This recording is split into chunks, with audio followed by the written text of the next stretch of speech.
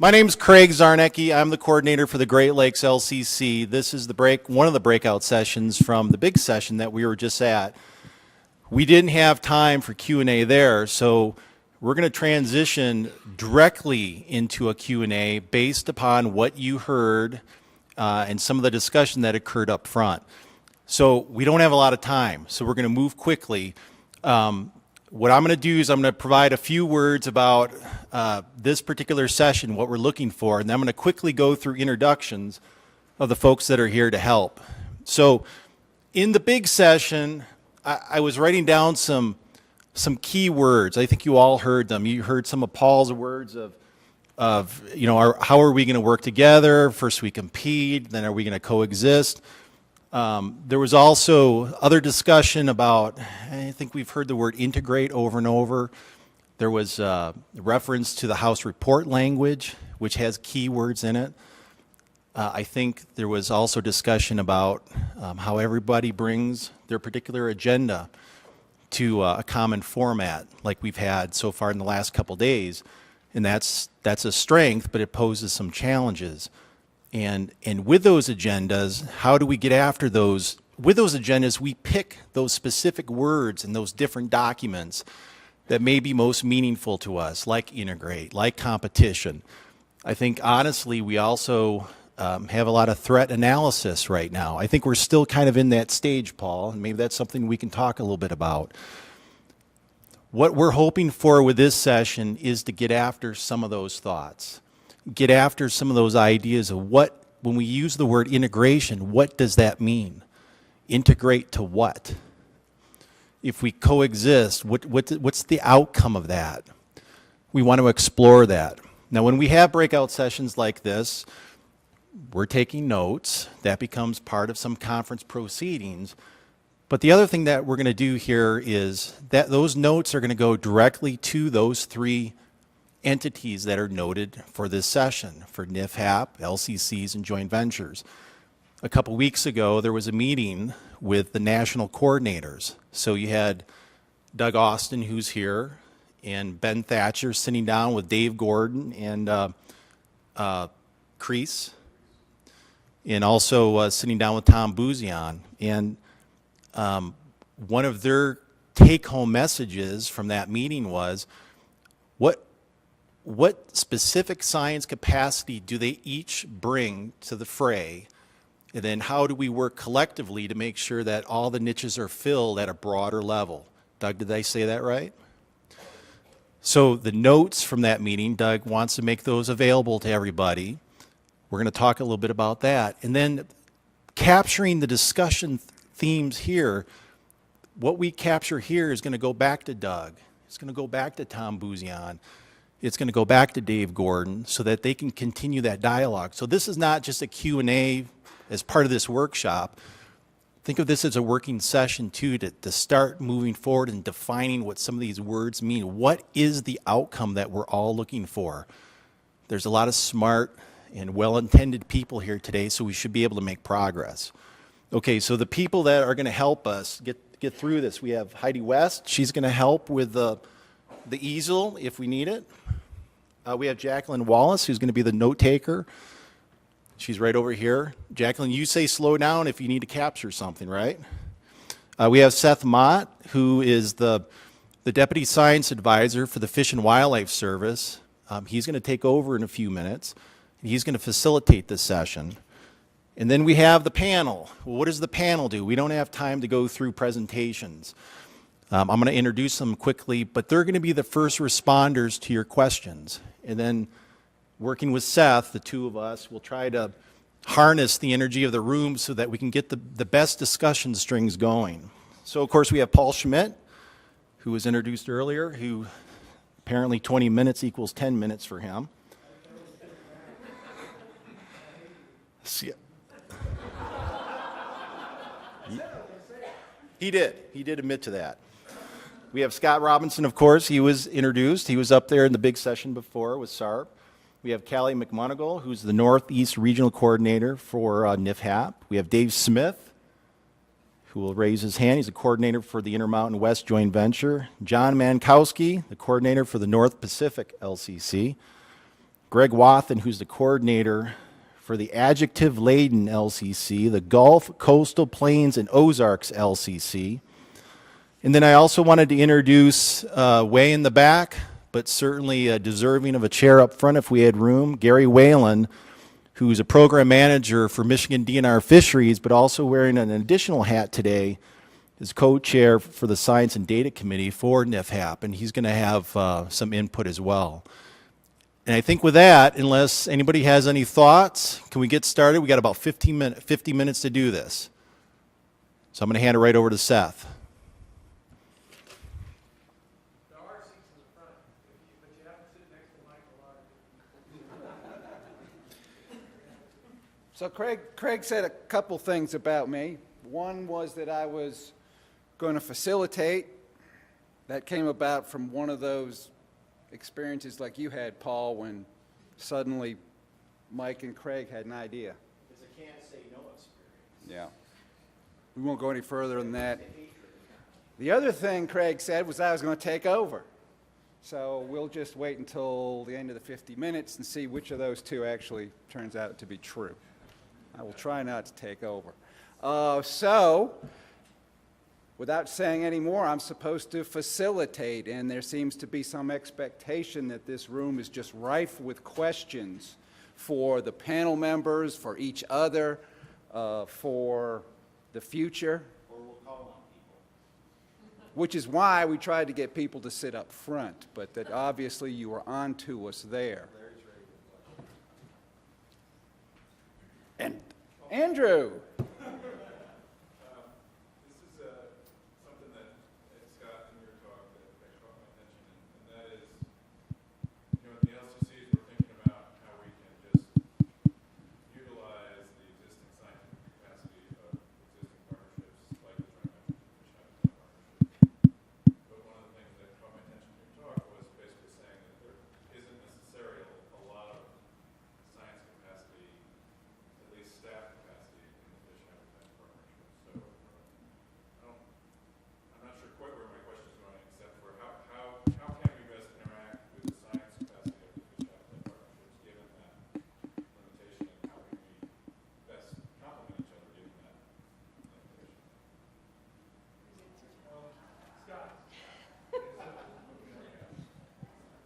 Well, you know, I've put.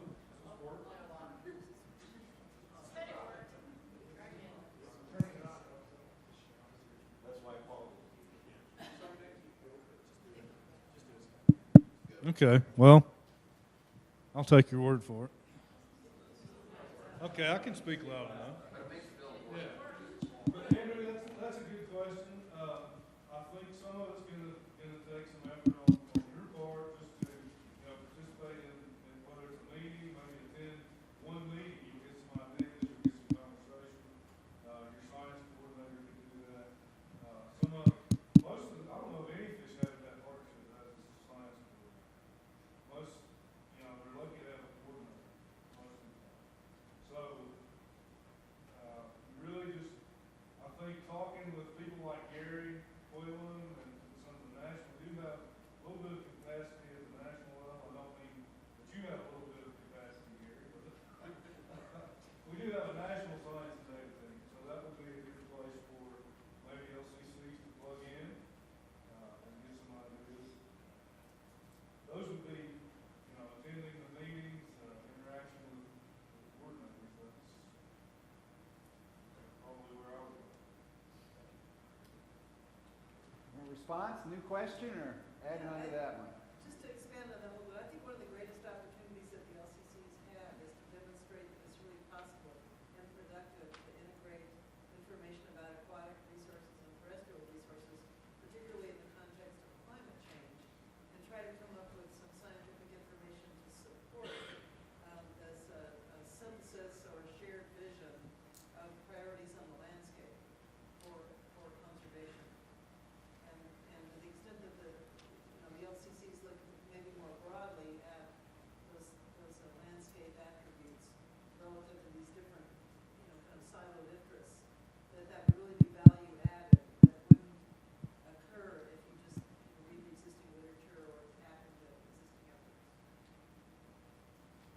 Okay? Well, and I've been asked to, whenever anyone speaks, please say your name so our note taker can get it without trying to read your tag. So, Greg. This is working if you just use it close. Is this working now? No? Can you hear me? Kind of. Greg Wathen, coordinator, Gulf Coast Plains and Ozarks, GCPO LCC, if you want to use that. I kind of wanted to respond to Andrew's question and to Scott's response a little bit, and I wouldn't have said this a year ago or a year and a half ago when I got into this position as being an LCC coordinator. But meeting with the Fish Habitat Partnerships a little over a year ago, a national meeting kind of, or an Eastern meeting kind of getting together with the partnerships and with USGS, and then talking with a lot of USGS science centers that are across the country and the work they're doing. There is an incredible amount of capacity out there to do science for aquatics. And LCCs just need, and Fish Habitat Partnerships need to look for that capacity and utilize it, channel the capacity into the right directions. We were at a meeting with the Southeast Climate Science Center a little over a month ago, had all these presentations from various USGS scientists and the work they're doing. It's incredible what they're working on, how much capacity there is existing already that can be brought to bear. So I don't think there's really a lack of capacity out there. It's just not channeled the way it probably could be. So, John, do you want to say Yeah, just a quick follow-up to the question. I couldn't see the woman that mentioned it because you're behind somebody else. But that resonates with me and what I think the role the North Pacific LCC is set up to do. And we're just setting ourselves up because we're a relatively new LCC. But if you recall the earlier comments by David Hayes, the question is sort of who out there expects a large pulse of new money to do science in the world of climate and others, right? Not many hands are going up. So the LCC is an opportunity to bring people together that have science needs, where we can no longer afford to have a climate science center in every NGO, in every tribe, in Pacific Coast Joint Ventures, in NIFAP and others. I mean, I think we're all concluding there's got to be a transformative way to do business, to move conservation forward in a world of shrinking budgets. And with climate, we can do it. With climate, we can bring people together and collaboratively discuss what your science needs are, not do the planning for you, but help inform your planning or your future plans. I see that as a real key role for the LCCs, to bring people together, talk about their science and information priorities, jointly develop those, and then make sure they're usable to all the folks that need them. That just, to me, really resonates with the comment that, or question somebody raised a minute ago.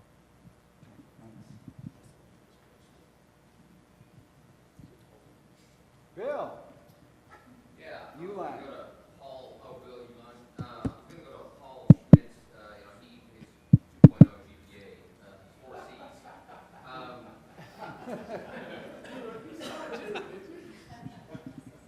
Yeah. So you were laying out 4 C's, and what kind of grade would you give the community represented here in terms of the progress on those 4 Cs? Where you see that happening, and it may be variable across as candid an assessment as you can as a BU employee. So that means I can say whatever the hell I want to say, right? Well, I'm not going to use this, but, I'll tell you, I haven't been as attached to the evolution of the LCC world in the last 8 or 9 months, to be quite frank with you. So I guess I can't give you, LCC by LCC assessment. I sense from talking to folks within DU and other places in the last few weeks in particular, that it is happening at very different paces. And so I think at least everybody is to coexisting at this point. We're beyond the competition, I hope. Okay, somebody will prove me wrong maybe. But making it towards that next point is the real challenge, and that is to find that those needs that a particular partnership has that they can't fill that the other can, and vice versa, if you will. And I think think you should hear from David Smith more in terms of real-life examples of a joint venture that need LCCs to accomplish their mission, and then the reverse is also true. So I think, I think we're at least at the third C, if you will, I would hope. I will say one thing that I don't want to, I would prefer not to hear anymore, and that is, this is new. And, give us time to work this out. Well, we don't have a lot of time to work this out. There have been millions of dollars already expended towards this. 400 people at this workshop. It's time to not say that anymore. And even if one of the newer LCCs, that is, to me, an immediate turnoff, that's an immediate excuse for lack of intellectual capacity. If I can be very blunt, it's time to make progress and work out these relationships that point, those things where they do complement. At one point in time, it was thought that they would be so integrated, to get back to Craig's question about integration, that they'd be one and the same. That obviously isn't going to happen. So now, a little bit more challenging to find where they can help each other. Back. My name is Robert Knox. I'm the coordinator for the Western Native Trout Initiative, which is a national fish habitat partnership. So I'd like to make a couple comments on the cooperation between LCCs and fish habitat partnerships out west, and then also comment about the mix of climate change science centers and LCCs and how that all fits. When the Great Northern LCC was being formed out of the Region 6 Office of Fish and Wildlife Service, I attempted to insert myself into that process, and I didn't really meet with much success. And my opinion why that happened is because the majority of the people that were organizing that LCC were involved with joint ventures and so much from the terrestrial side. Even though they recognize that Western native trout are a tremendous indicator species of the higher elevation cold water habitats that could be influenced by climate change. So there was, there wasn't a whole lot of support from the LCC side to come back to the Fish Habitat Partnership.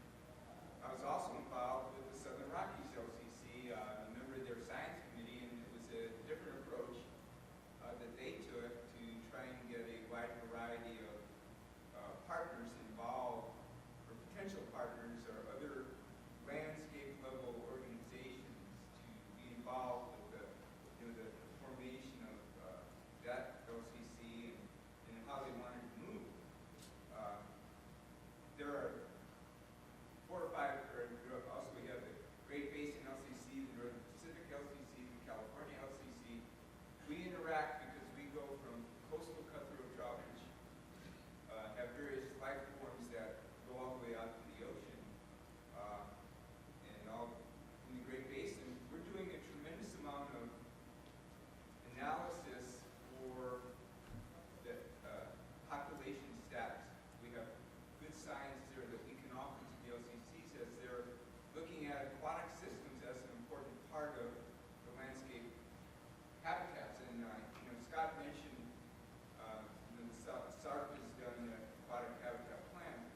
One way the LCCs could be really of assistance, I believe, is that the National Fish Habitat Assessment that was just completed, if you look at the western U.S., it shows a lot of blue, which is healthy. But that's not necessarily the case, because anybody out here in the West knows that water is heavily used. It's, the street flows are altered, they're diverted, et cetera, et cetera. So I believe the LCCs could really help in identifying the state of those aquatic riparian systems, because so much of the wildlife is dependent upon riparian zones. There is confusion on the Fish Habitat Partnership. What's our role with the Climate Change Science Center? And there's money in project seems to be going to universities. You know, if you can come up with a $250,000, $300,000 project that, you know, can do something, you know, you may be a lucky recipient of an LCC science project.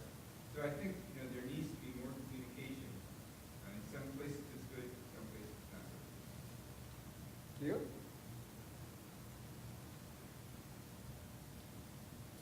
Not very well, and I'd like to respond a little bit to some of Scott's comments. And first of all, the NITPAP, particularly the fish habitat part, range in their capabilities. They almost all have science degrees.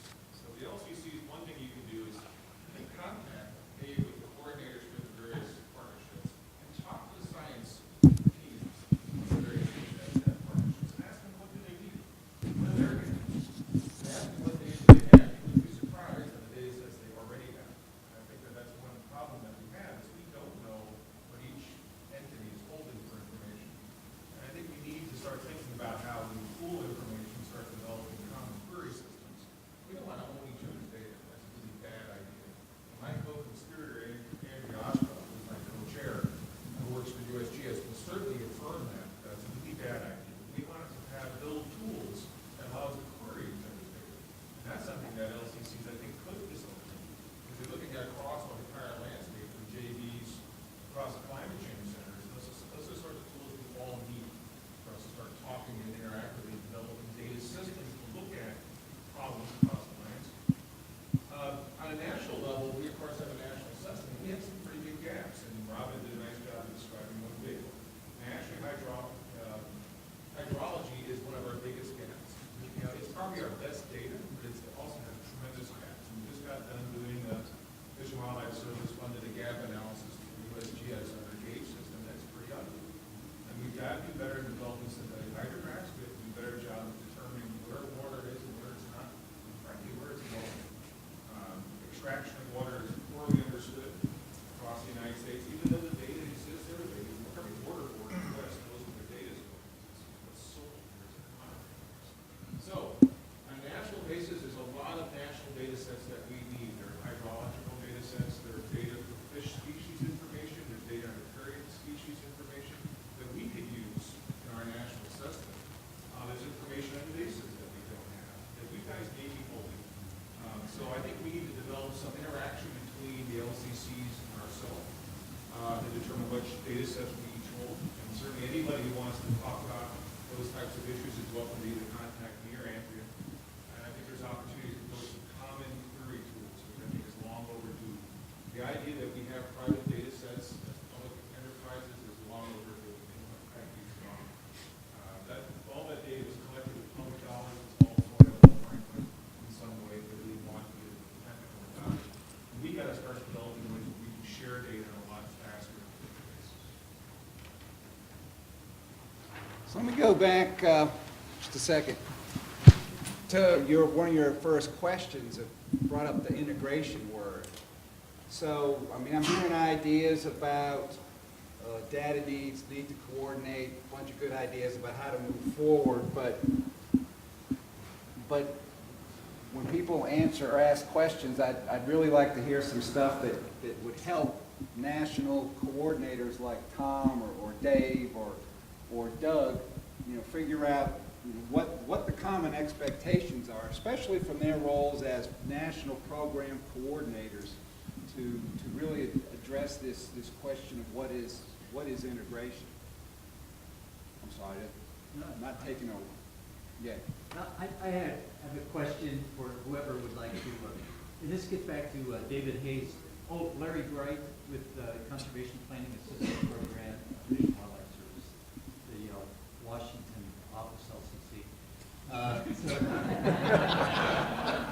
Let's give him a big hand for that. Yeah, how's that working? Deputy Secretary David Hayes mentioned that, well, maybe, you know, really just collecting, distributing, sharing information was enough if we were doing that effectively. Do you agree with that? Is that enough? That's my question. That's a good question. Who wants to answer first? You know, I don't know if it's enough, because I don't really really know what enough is, but it would be a tremendous leap forward. I mean, Gary hit the nail on the head there. There's a lot of data development to be done, and that's something that I tried to hint around at my presentation is, over and over again, we hit a wall because regional data is not available, or it's not regionally consistent. That Tennessee Cumberland project that we worked on, we looking at 6 states, and we had one person who spent almost 4 months full-time developing data just to get it in a consistent manner across that river bed. And there's still a lot of gaps. So, yeah. I don't know what's enough, but it would definitely be a huge leap forward. My answer to your question is not even close to enough. In my landscape, 180 million acres, 4 joint ventures, 1 fish habitat partnership, 1 LCC. If you just put those 6 different partnerships together with their dedicated conservation science staff, and they're working for them, you've got somewhere around 30 individuals. They're working as 6 different entities. Maybe we're trying to go in the same direction.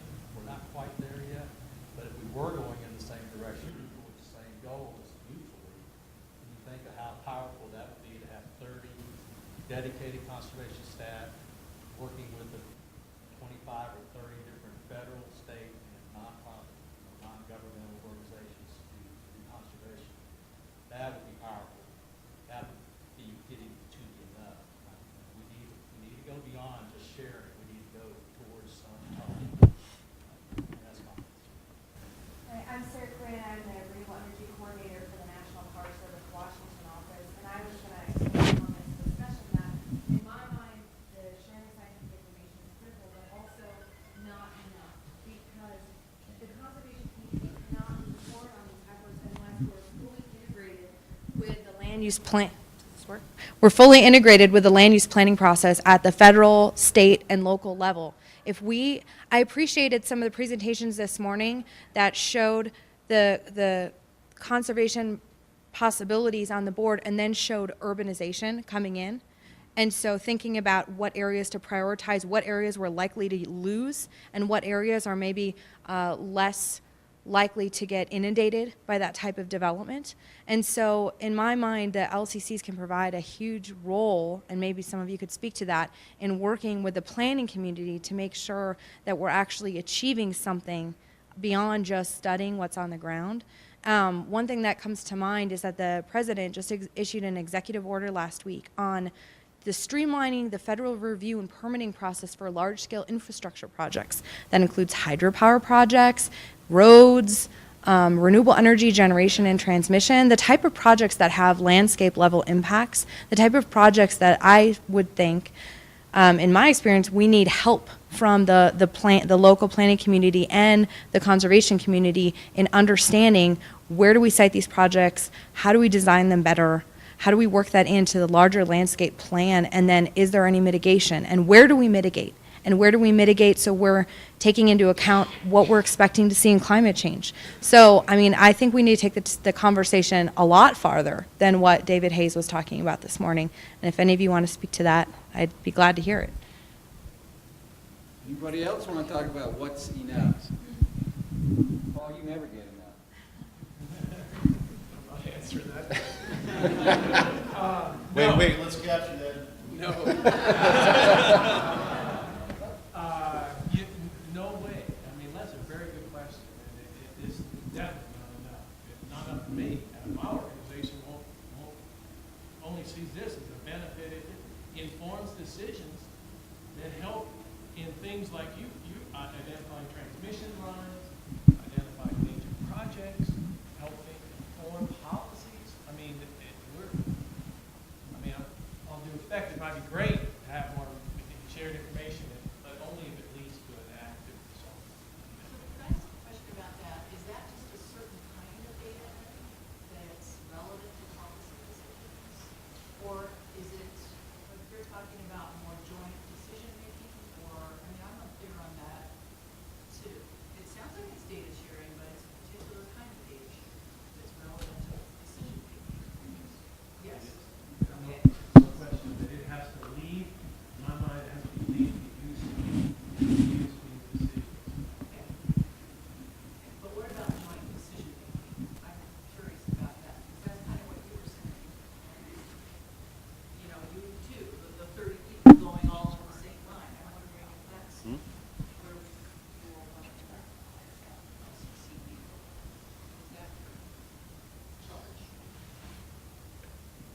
So that sounded like a question. Well, okay, there's an LCC person. I think joint ventures have kind of led the way, and at least from my point of view, on decision support kinds of things, modeling and things like that help the agencies that have the authority to make decisions to make those decisions as far as that. That's kind of where I see LCC as playing a similar role.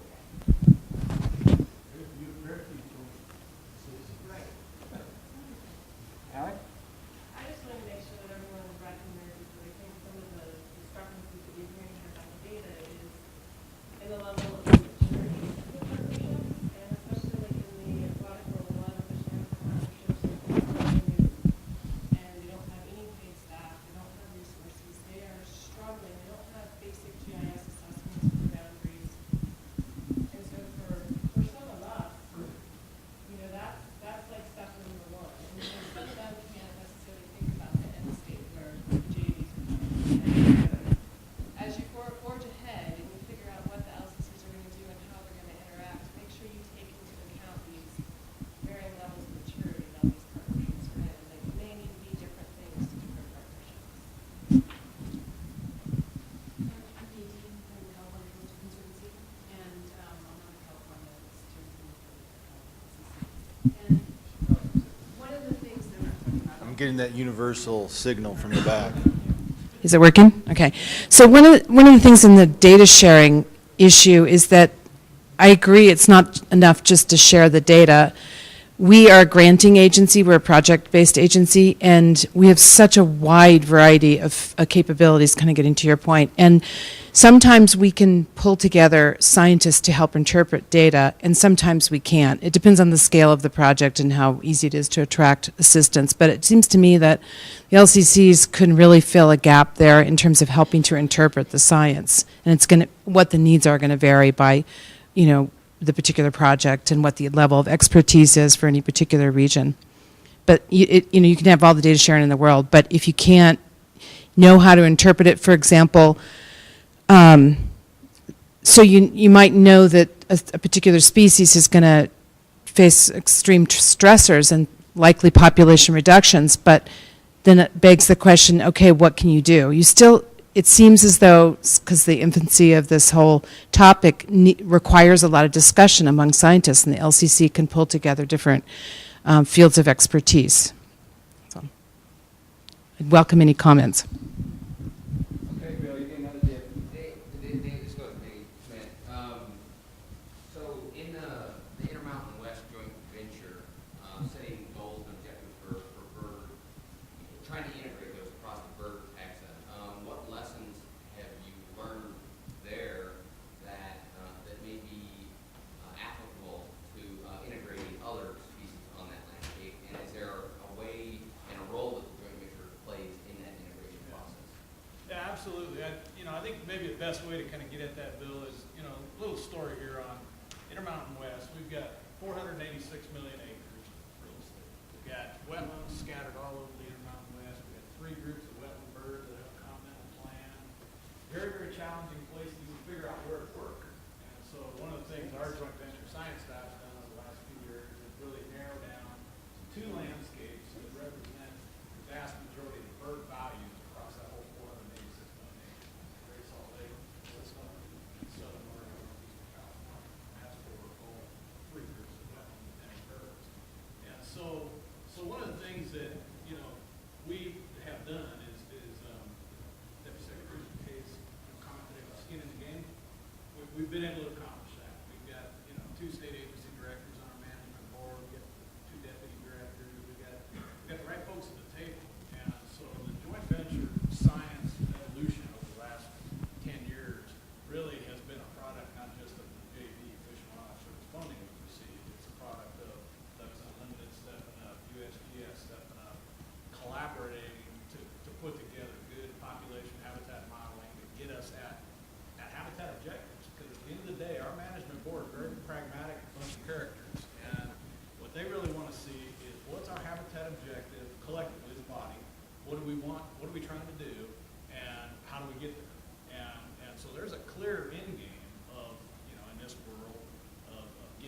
set of habitat objectives and then be able to put habitat conservation on a landscape to achieve it.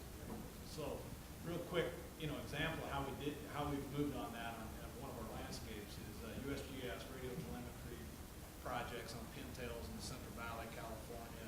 80% of them staged in Southern Oregon, Northeastern California, spring migration. Everybody knew the Klamath Basin was important.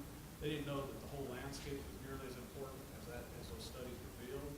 So we went through an energetics modeling standard process there for a couple of years, stepped that down.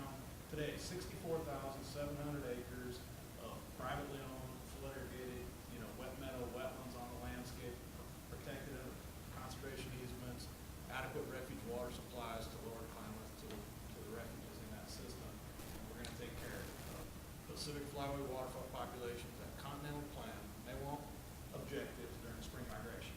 So that's a pretty kind of coined it, blue collar SHC.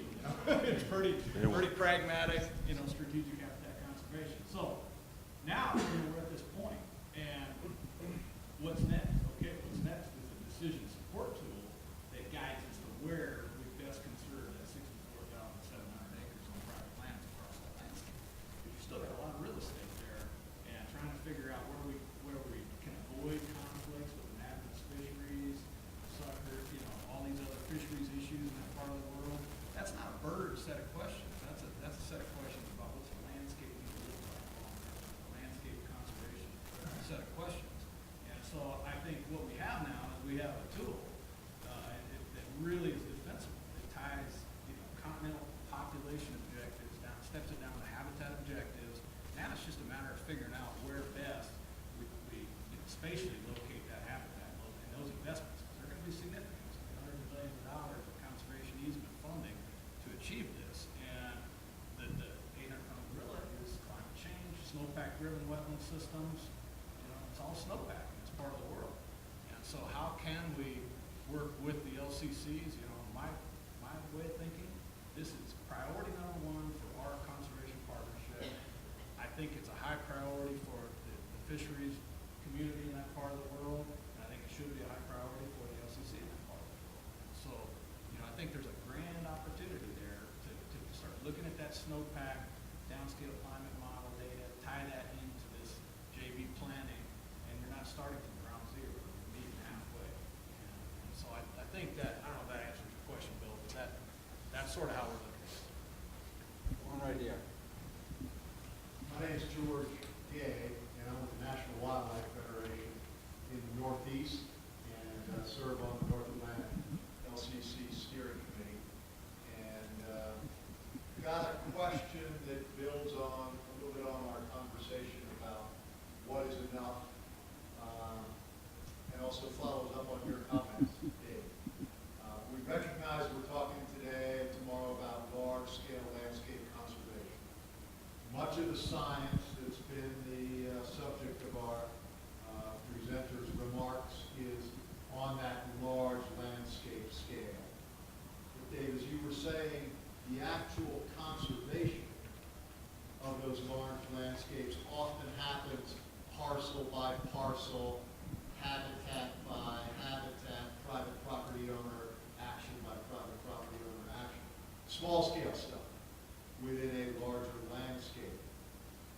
And understanding that the LCCs and partnerships are really focused on solid science that addresses identified needs.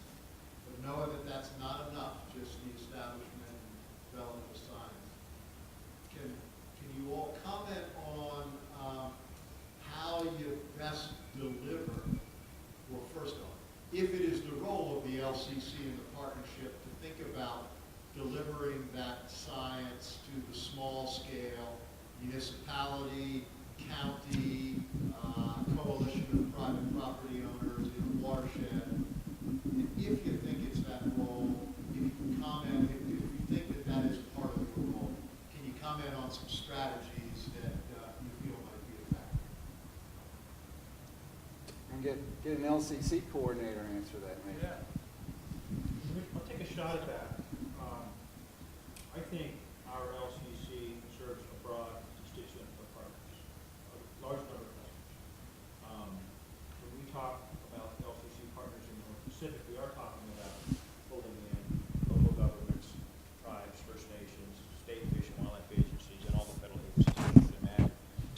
we get this right. Make sure we spend our time and energy in ways that really make a difference. We're taking our time and interviewing a lot of them about the resource decisions that they have to make, what kind of science needs that they have that aren't already being filled, and then how can we deliver that in the best way. Well, I don't have the exact science agenda yet. We're creating our science plan, and we'll have annual work plans that tear off with that. But we know who our target audience is. We're contracted with National Wildlife Federation out of your Seattle office to help conduct information literature syntheses and expert panel interviews. And those interview processes bring in natural resource professionals, again, from tribes, from state agencies, from NGOs, from local governments, and others, so that we can help them achieve their goals. So a local government, City of Olympia, for example, is interested in how climate change will affect sea level rise and might affect their planning and building code construction. So they're already kind of in this game. Other entities are as well. So they want to leverage our science. They want to help take advantage of what science is available so they don't have to go create it. And they want to help voice their priorities to us. And that's no different, whether you're USGS running a big science program or a small NGO or someone working on a local scale. Everybody's setting their priorities and feeding them to us. And we're not going to fund everybody. But consistent with what I think David Hayes' earlier comment was, LCC can and should be a place to come and voice your science priority, take advantage of what we have to offer. And we're not going to be the same thing to everybody. Obviously, Pacific Coast Joint Ventures is way ahead on conservation planning for birds. We're not going to duplicate that. They're on our steering committee, so they can help make sure we don't get into their turf. But they have a need for climate-based science. How would that affect their conservation? So they're going to ask for some fairly sophisticated data and science. NIFHAP folks or others are more in the information gathering stage. Tribes and First Nations are talking about how they can convey their science and traditional ecological knowledge to the LCC. So every entity is kind of coming with their own set of needs into the LCC, and we're going to do our best to prioritize those, rank those. Some will fund, others will get done through partnerships. The LCCs also engage other countries, so we're having a large amount of involvement from Canada, British Columbia, and we're already seeing, products from that. So we're looking at how an area in the National Park Service and the Forest Service did a recent vulnerability assessment. And they said, that's what you guys are doing? Well, we need that north of the border. We're not going to go reinvent this. So LCCs can also be a forum to sort of share best practices, to advertise successes, like the joint ventures and others. So it's a long-winded way of saying LCCs are going to be advantageous to a lot of parties at different levels. I think your comments are really good to segue to what I want to get. I'm Roger Poyes. I'm with the South Atlantic Fishery Management Council, one of the marine individuals involved. I sit on the South Atlantic Landscape Conservation Cooperative Steering Committee and have been involved in the Habitat Partnership, SARP, specifically from its inception. So I'm seeing this evolution and timing and where we can go. So it's a very good connection to the comments that were just made. SARP, at that level, they are literally doing that in the field, on the ground, translation of efforts into localized conservation efforts and habitat restoration and planning and water. Now one of the biggest things is water. And there is a bridge that is happening in the South Atlantic in opportunities to, and I think it was highlighted, fund between the South Atlantic LCC and SARP moving toward the water information. And it's a very significant issue with regard to the marine environment in terms of maintenance of long-term estuarine habitats and species that are managed at the national level, federally managed species that we have jurisdiction over. The LCC, I think, at the South Atlantic level has been evolving to the point where we're just finalizing strategic planning, tool capability that has been highlighted, and I think what you're going to see now is the rightness of that discussion of collaboration between the partnerships and the LCC to go further in terms of technical capabilities. I think the LCC is going to have that really unique opportunity to look at the higher level, really are looking at it from our standpoint, looking at that broader vision and seeming to do that, and where we can engage and enhance other partners. I think, like SARP, I think that's going to be already in the process. We can refine that technical and science capability so that there's not duplication and there's enhancement of tools being developed at that level, as well as some of the broader stuff. One of the things from the marine side of the world, I think, is one of the biggest reasons that I was involved right from the beginning of this inception on the landscape conservation project is the linkage to climate science centers is a huge opportunity. From the marine side, I really want to see us have the opportunity to look at distribution of essential fish habitats, change over time, and begin to build that connectivity with species management. What it does is it provides guidance for SARC with the South Atlantic Landscape Conservation, but also connects these programs into people who talked earlier about having clients with, into congressionally mandated, federally managed species and conservation and guidance for those. I think that's a huge connection to make, and a real opportunity to make these different systems begin to connect together and come to unified visions. Yeah, I'm going to throw a question in here.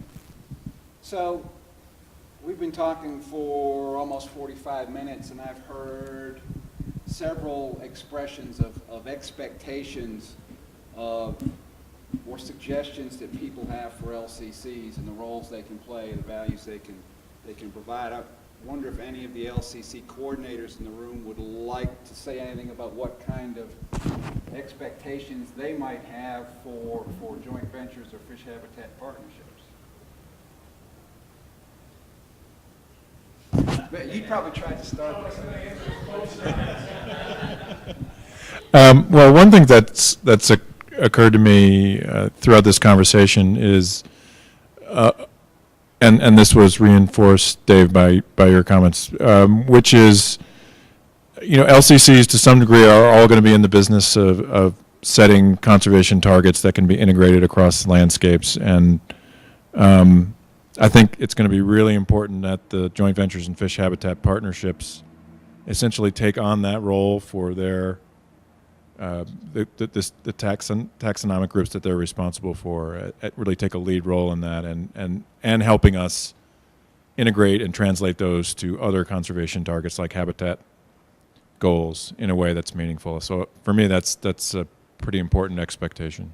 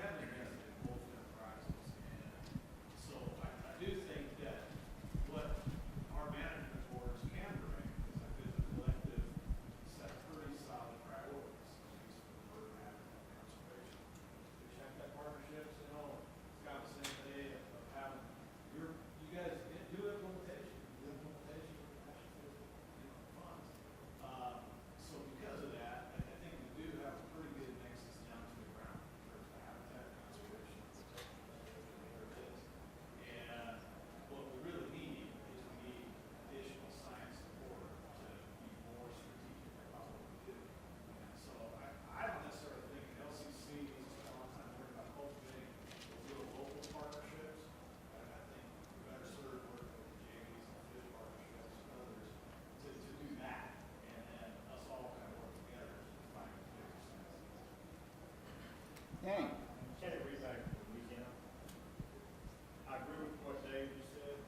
Conservation delivery networks are pretty much an integral part of delivering everything that's done up top, bringing it down to the ground level, boots on the ground, making conservation on the landscape. So, getting back, I think, to a question that Seth had earlier about the national network. Is that better? Need for a national network of the LCCs. I want to throw the question maybe in a different manner to the LCC coordinators out here. What do you identify as your current weakness to progress? And all I've heard in relation to Seth's question, I think, was talking about data, need for data.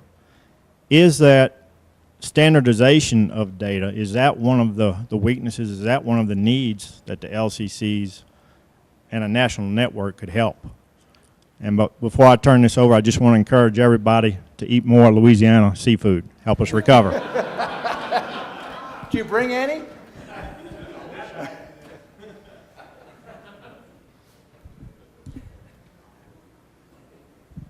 I'll just start on that. I think you asked a couple different questions. One is the national network and what advantage there may be to creating a national network. And my short answer on that, there are other folks in the room that know more about that. But to me, its advantage is it creates sort of a national commitment to doing business in a collaborative way and incorporating climate change in the context of other conservation programs that are out there. It's doing what we're doing at an LCC level with a local steering committee to a national and international level. And I think there's value in doing that, but I'll let Doug answer the details on that. You asked the other question about data. Is data sharing a weakness? I don't think it's a struggle for LCCs, but the people we talk to say that's one of the important things you could do for us. It's not the only thing. I, too, have my sights set higher than just data sharing, but we recently completed, as I'd mentioned, a lot of time with our partners making on-the-ground decisions on conservation, on Section 7 calls, these types of things. And what came back to us in terms of spending our FY12 money, one of the priorities was data management. In fact, it was a joint priority on finding out, so they don't have to do it, what GIS layers are available, how they can be compatible across state lines and national lines. So there's an area they've asked us to work on, so they can come to us and get that information. I have to repeat it. But the second one is a data management and sharing and analysis platform. Some of you might be familiar with the work that the Great Northern's done using LC Map. There are other platforms out there. We didn't make this up. We're hearing from our partners that that's an important role for the LCC to play. Now, there's several other areas they're asking us to focus on, but the data sharing thing, it's not the most exciting, and it's certainly not the high watermark for LCCs in my view. But we're hearing it a lot from our partners. They're saying one of the things you can do for us, because we're busy managing habitat, protecting fish, doing things, you know, it would really help if somebody pulled all this together, made it readily available, connected it to other data sets through cloud and new technologies, and we would think that's valuable. It's not in and of itself, and again, I'm not promoting it as, you know, the mission of the North Pacific LCC, but we're hearing from our partners that that's an important value. I want to let you just kind of have a chance to comment too, because you asked two really good questions. A couple of weaknesses, Kenny. One is just time. You know, LCCs are at the most 2 years old, and a lot of us are a year old or so. And if you had asked me, we are young. You know, joint ventures when they were 2 years old, if you had looked back in the history and figured out where they were in the game compared to 25 years, give us a chance to grow and to mature and grow our infrastructure. And we've made an incredible amount of progress in a year and a half in our LCC and these other LCCs. You look at some of the work they're doing, it really is pretty incredible the amount of progress that's been made, but we're still not to where we need to be. 3 years from now or so, it's going to be a totally different story. So time is one of the issues. The other weakness is just capacity and partnerships and building those relationships and getting people to kind of agree on a direction where we want to go, what we want to do, what our priorities are, and those kinds of things. It just takes people and it takes relationships and all those kinds of things to get that done. So we're making lots of progress. We're not where we need to be yet. So one more thought. You asked a question about what's our greatest weakness and struggle now. It's one of our greatest weaknesses that I see is actually one of our strengths, and that is David Hayes' frustration. You can't get in an elevator and tell somebody what LCCs are. Because if you come to the North Pacific, we're working on some incredible things, but it will be far different than what's happening in the South Atlantic or southern states. So the weakness is also a strength. We are catering to local needs in terms of climate science and information and tools to advance conservation. And what the locals think are important in Washington State and across the temperate coastal rainforest is far different than what's happening in, you know, the Southwest, where it's more water related. So it's an odd way of saying, in a way, it's our strength because we are adding value locally, but it's a weakness nationally. Because every time somebody asks Doug Austin what LCCs are doing, it's a long answer. Well, over here they're doing this, over here they're doing that. Is that a weakness? That could be a strength. Questions right here?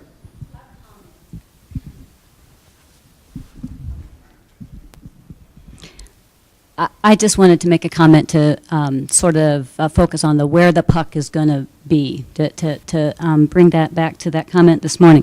I'm Esther Stroh. I'm with the USGS, and I work primarily in the Ozarks with a variety of state, nonprofit, and federal partners. And in the eastern half of the country where we don't have the large blocks of publicly owned land, the private ownership is a big part of the landscape and a big missing part of the picture. But this morning in the decision support tools session, and we looked at projections for climate, and we looked at projections for population and projections for habitat. Where we're going to be in the future, the missing part of that is the constituents, is the general public. Maybe not the landowning public, but the urban dwelling public, the voting public. And so no one really expects to get a big influx of science funds anytime soon. But until we have the public clamoring for this to their Congress people, we won't get it. So the question is, how can LCCs communicate what is being done on the landscape to the general voting public to make it important to them? And I don't have an answer. Keep passing it that way. Hi, my name is Priya Shahani, and I am the program coordinator for the Monarch joint venture.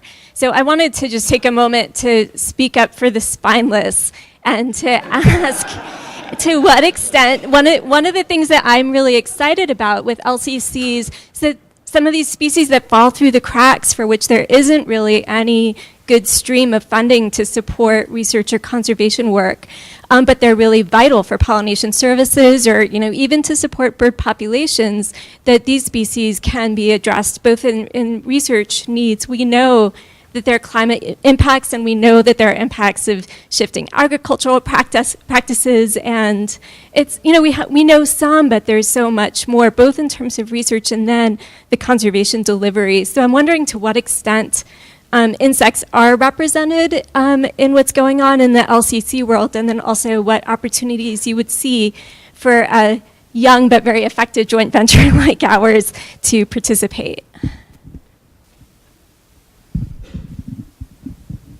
Don't all jump up to answer that. Greg.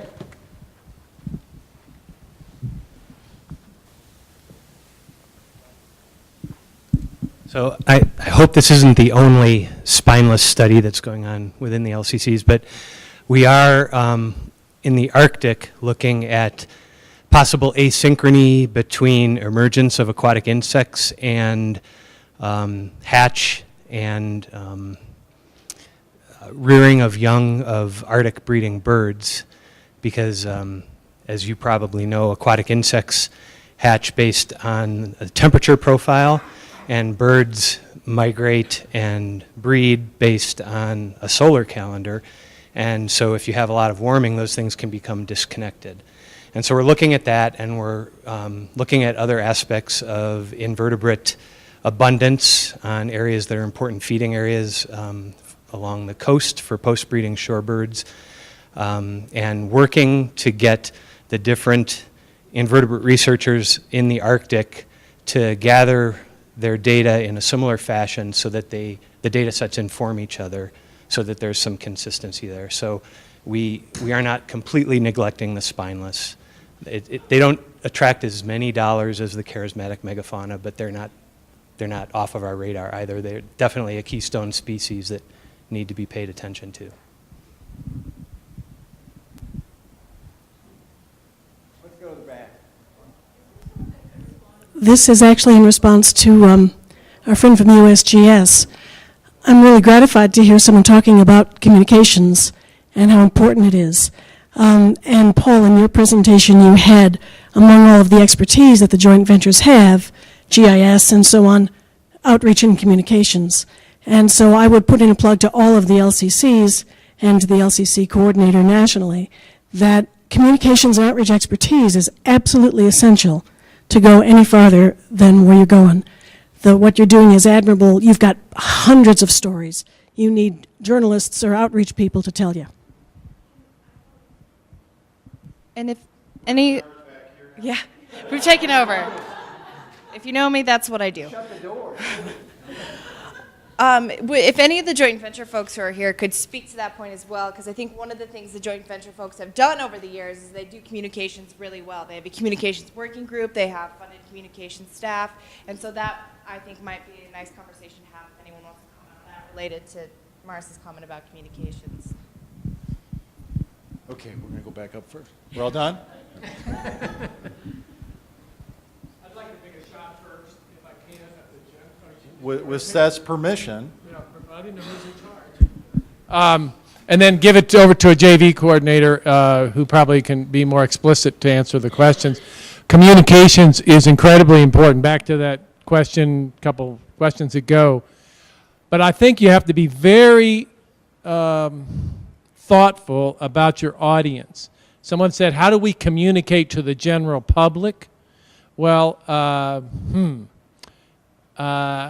you'll spend a lot of time with little results if you just kind of put the general public, and between the happy hour tonight, walk out here along 16th Street and think about how you would communicate LCCs, okay, to like the guy last night who was talking to himself for the whole evening. It was a real good conversation, too. Sorry you You found somebody who would listen. So, but I think that's really important, and I don't think the general public is your audience. And back to the point about how, where in the priority list is local decisions about issues. I thought about that 15 minutes ago, and I thought it was fairly low on the priority because I'm worrying about national policies that are out there that need to be, how should I put this carefully? We need good national decisions on key policies that are out there, but it shouldn't overlook local because, all you need is a few good examples. And boy, let me implore you, LCCs are going to need some really good examples of some usefulness of this data in very short order. You have a window of opportunity here, and sorry, Greg, you may be new, but you'll be gone, okay? Our people in Congress think in any members of Congress here? Very short time periods, very short time periods. And you have right now champions in Secretary Vilsack, Salazar, administration, whether the administration carries over, whether those people carry over, all those things are here today, gone tomorrow, in the absence of a local community support or a regional support demonstrating progress and success from the data that you have and the decisions that are made. Please do not, when you testify or defend this for more funds, go and say we've got our data really well organized. All right? There isn't a member of Congress who will fund you in the following year. Okay? It is going to have to be something different in the general public. You can't get there from here, but you can target key decision or opinion leaders out there, and that's where to me, that's your target audience. And the joint ventures have really hit a good note with the need for communications, outreach people, and that's why they're still around 25 years later. They don't get as much money as they'll. Yeah, I would say the same thing on, as Paul said, on the one distinguishing feature of the JVs in the communications world the last 10 years probably, thanks to the leadership of Mike Carter and Playa Lakes Joint Venture, is that the JV communications team has really adopted an SHC approach to communications. So when you look at strategic communications, it's the same, just replace the biology with communications, it's the same thing. And so, I think that is really critical. We just went through a year-long process to establish our own strategic communications plan, and, forget the general, you really have to narrow down to target audiences, your key messages, and what you want people to do. And, there's an evolving kind of field here and some really good people around the country that have kind of mastered that. But I want to go back to one question on the Monarch joint venture is that, I think today the bird conservation migratory bird joint ventures have really come to a collective realization that, go back to North American Waterfowl Management Plan, all the duck money in the world isn't going to save ducks. It's just, that is so clear to all of us these days. Duck money isn't going to save ducks. What's going to save ducks is U.S. Farm Bill conservation programs, the things that are going on right now with Land and Water Conservation Fund. Federal duck stamp money will be important always, but it pales in comparison to some of these bigger things. And so what drives those bigger things really gets away from birds or even wildlife in a lot of cases. It's soil erosion, water quality. I've worked for NRCS for 3 years. That agency really doesn't care about wildlife. It's not their deal. What their deal is keeping farmers and ranchers applying good conservation practices that protect water and that protect soil. And so I think we all kind of collectively need to think in those terms, probably more than we have in the past, and really look for those sweet spots. Look at what's going on with sage grouse right now in the Intermountain West. Biggest dollars on the table right now are NRCS. And they put $93 million into conservation easements and habitat work last year. They care about keeping range land healthy. It's good for rangeland, good for grouse. That's their deal. And so I think we can all sort of, LCCs, JVs, fish habitat partnerships really kind of rally around that theme of, it really is bigger than fish or ducks or whatever. When you mentioned NRCS, it made me think of a relatively new program that they have out called CCPI, Cooperative Conservation Partnership Initiative. Cooperative Conservation Partnership Initiative program of NRCS. And some of our fish habitat partnerships have been, it's a pot of Farm Bill money that's available on a competition basis for partnerships to apply for. And the thought there is that these partnerships have already prioritized the landscape, they're looking at a big picture, and they're going to make collectively a bigger impact than these little individual projects. So my thought maybe for the LCCs to think about is, would that be a good model for LCC science funding? Could we set aside a piece of the project science money that each LCC gets that would be available competitively for partnership science needs to apply for? Craig Mainford's taking that away from everyone.